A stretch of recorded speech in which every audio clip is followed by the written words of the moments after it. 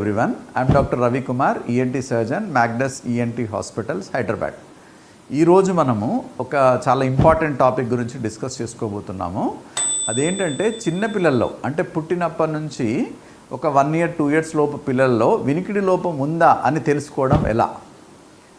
కొన్ని సూచనలతోటి మనం తెలుసుకోవచ్చు. అది ఎలాగంటే వాళ్ళు నిద్రపోతూ ఉన్నారనుకోండి, గట్టి శబ్దాలు ఏదైనా అయ్యాయి. మామూలుగా అయితే వినికిడి ప్రాబ్లం లేని పిల్లలు వెంటనే లేస్తారు, నిద్ర లేచి చూస్తారు. అదే వినికిడి ప్రాబ్లం ఉన్నవాళ్ళు నిద్ర లేవలేరు, ఎందుకంటే ఆ శబ్దం వాళ్ళకి వినపడదు. అలాగే పక్క రూమ్లో ఉన్నారనుకోండి, మనం పిలుస్తుంటాం, పిలిచినప్పుడు కూడా వాళ్ళు రారు. మామూలుగా హియరింగ్ ఉన్న వాళ్ళు వెంటనే రావడమో లేదా వాళ్ళు అరవడమో చేస్తారు. కానీ వినికిడి ప్రాబ్లం ఉన్న వాళ్ళు అలా రాలేరు.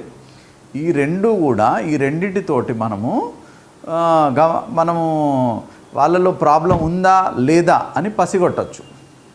అటువంటిది ఏమన్నా మీకు అనిపిస్తే వెంటనే మీరు డాక్టర్ దగ్గర తీసుకుని వెళ్ళి చెక్ చేపియండి, హియరింగ్ టెస్ట్లు చేపియండి. అలాగే ఈ మధ్యన కొత్తగా చూస్తున్నాం, పిల్లలలో కొంతమంది పుట్టుకతోటే హియరింగ్ లేకుండా పుడుతున్నారు.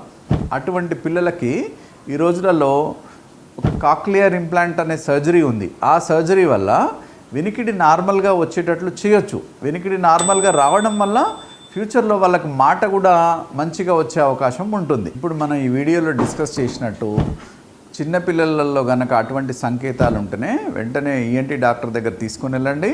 వాళ్ళు కొన్ని టెస్టులు చేసి డిటెక్ట్ చేస్తారు. ఏదన్నా ప్రాబ్లం ఉంటే దానికి ట్రీట్మెంట్ తీసుకోవచ్చు. అలాగే ఈ కాక్లియర్ ఇంప్లాంట్ అనే సర్జరీ గురించి మనం మరొక వీడియోలో తెలుసుకుందాము. ఇంకా మీకేమైనా డౌట్స్ ఉన్నట్లయితే కామెంట్స్లో పెట్టండి, లేదా హాస్పిటల్కి వచ్చి కలవచ్చు మీరు.